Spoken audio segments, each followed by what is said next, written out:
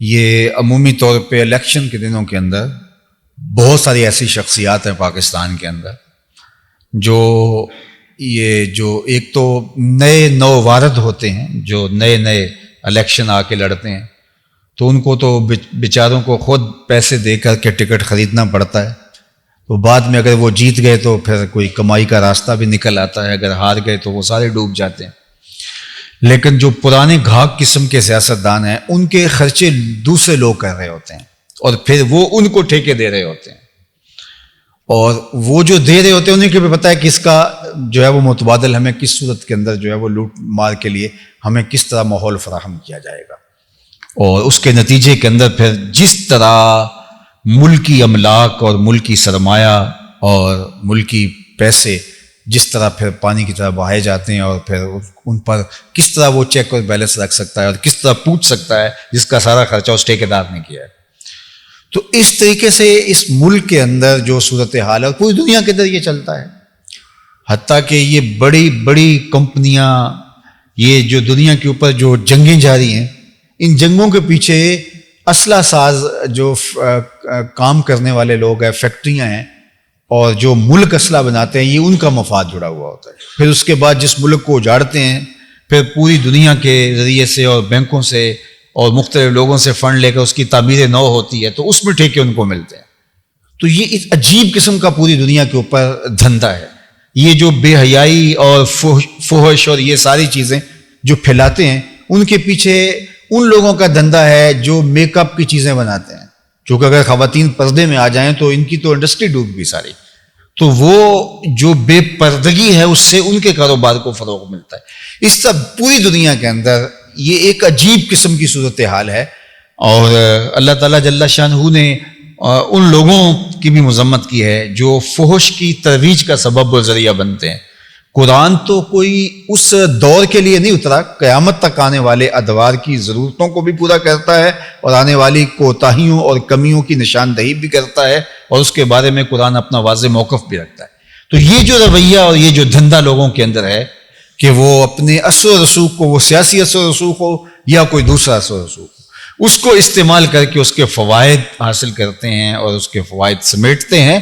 اللہ اکبر۔ تو اللہ تعالیٰ نے فرمایا کہ یہ تمہارے لیے جائز نہیں، یہ باطل ہے، اور یہ رزق حلال نہیں ہے، یہ طیب نہیں ہے، یہ رزق حرام ہے تمہارے لیے، کہ تم نے اس کو اس اثر سے۔ حضرت عمر رضی اللہ تعالیٰ عنہ کے بیٹے غالباً مصر میں گئے تو مصر کے گورنر سے ملے، تو وہاں جب گئے تو انہوں نے مال غنیمت کے کچھ پیسے تھے اور کہا کہ یہ تم پیسے لے جاؤ اور جا کے وہاں بیت المال میں جمع کروا دینا، اور پھر خود ہی کہا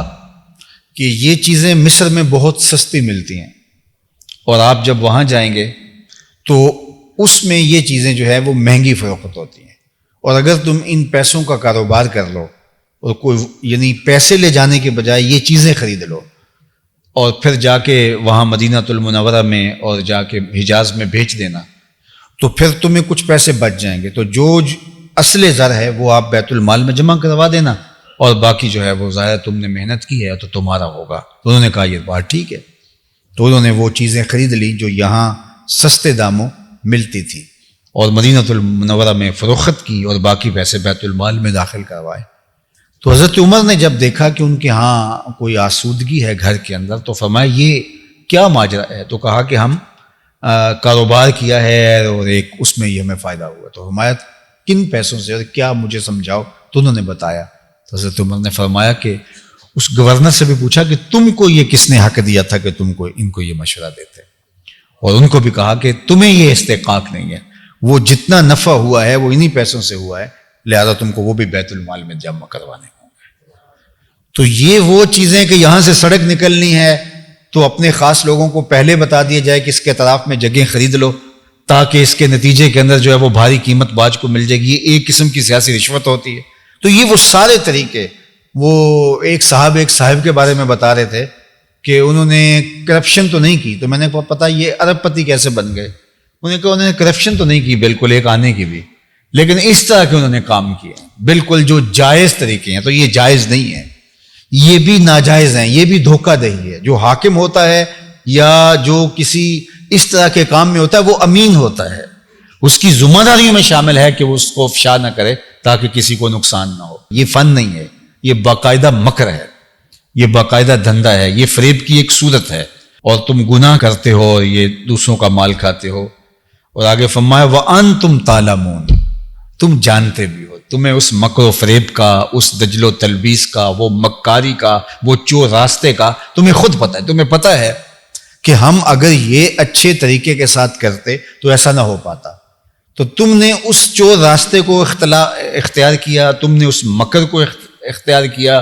تم نے وہ جو ڈھنگ وَأَنْتُمْ تَعْلَمُونَ، یہ نہیں ہے کہ تم جانتے نہیں ہو، تم اچھی طرح جانتے ہو اور تمہیں معلوم تھا، اور یہ سارا تم نے جو ہے وہ دجل اور تلبیس کا کھیل کھیلا ہے،